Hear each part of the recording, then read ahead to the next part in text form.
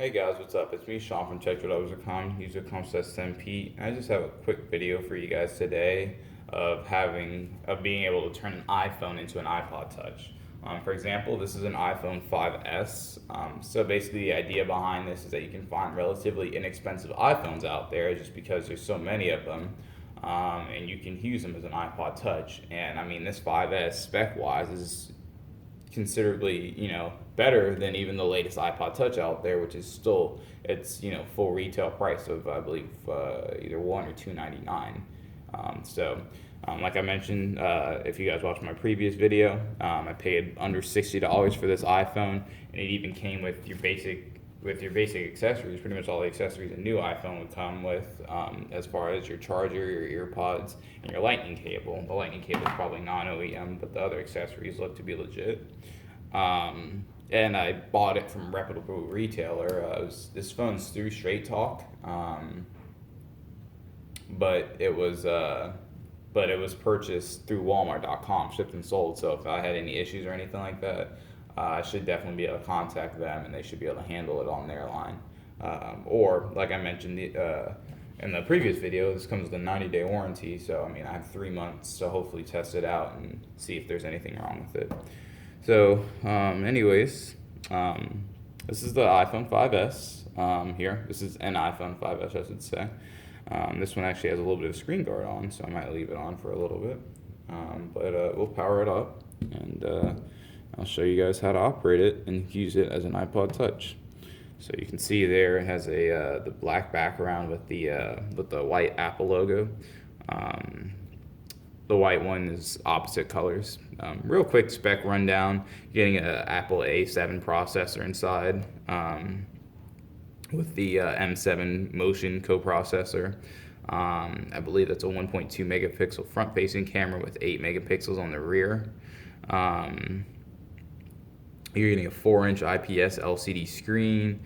It's 326 ppi, so it's their Retina display, high resolution. I mean, you're gonna get proximity, light sensors. You're getting dual band Wi-Fi all the way up to 802.11n. It comes with a Lightning port, which is something that the 5 and newer series did come with. And then it also comes with Touch ID, which is something new for the 5S compared to the 5. So the Touch ID, the improved camera, the change to add space gray instead of the slate black that was only available on the 5, and then the better processing units are some of the upgrades that you got from the 5 to the 5S. It's a relatively small footprint. I mean, it's very small. It's fits in one hand. Definitely for that price, I would recommend that, especially if you're thinking about repairing an older device. I would just say make an iCloud backup and then just restore it on one of these like 5S devices, as opposed to getting your older iPod Touch fixed or older iPhone fixed. So anyways, we're gonna turn it on real quick, and you can see the start screen says hello. So I'm gonna slide there. It says I'm less than 20% battery. These things kind of came a little bit low out of the box. Select my region, USA, and now I'm going to connect to my Wi-Fi network. Take that off screen. Just click on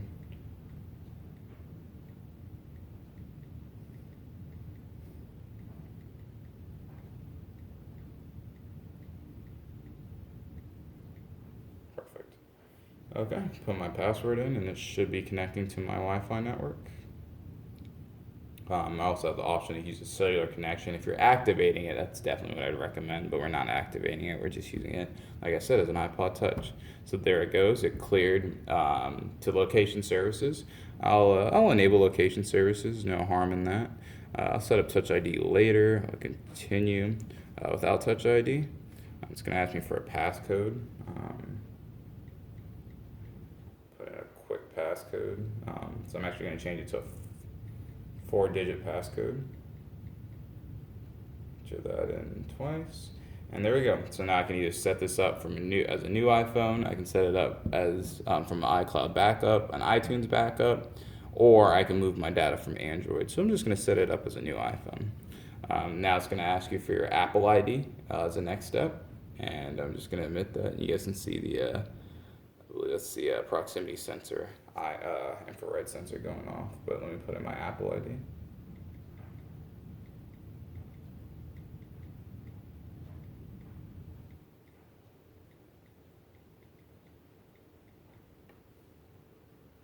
Okay, perfect. So now it's just telling me, the terms and conditions. We're going to click agree. It's going to set up my Apple ID for a little bit. Okay, perfect. Now it's just updating my iCloud settings. Okay. So now it's asking me to set up iCloud chain. I already answered that. If I want to do Siri, I'll do that. Sending diagnostics to Apple. I'll decline on that option. And there we go. Welcome to iPhone. And then we're just going to click get started, and we should be booted fresh in iOS. Fresh boot of iOS, stock. All the applications, are set up just like they would be in stock iOS. And I'll even show you guys the version we're running. So I'm going to go into settings, and it looks like we're running 9.3.5. So a slightly older build of iOS. So probably just going to have to update that, which Apple's software updates are completely free. I'll do that and update that. My other 5S came out of the box with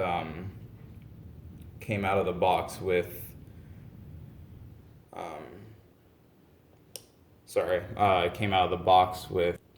it just prompted me to put in my password, but it came out of the box with iOS, I believe 10.3.2 or something like that. Maybe it's 10.2, and I had to upgrade it one minor version number, and I was able to get that up and running.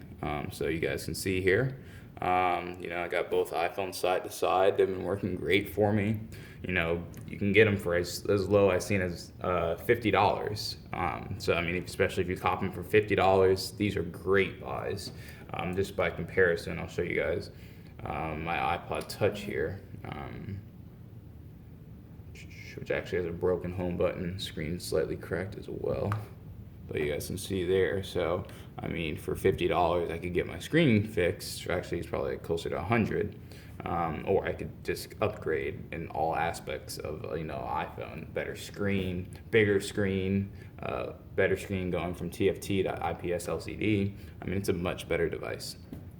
So anyways, guys, this is me, Sean from TechRadio.com. He's says Send Pete, and that was a quick tutorial of how to use an iPhone as an iPod. As you guys can see, iPod Touch, as you guys can see, it's completely up and running.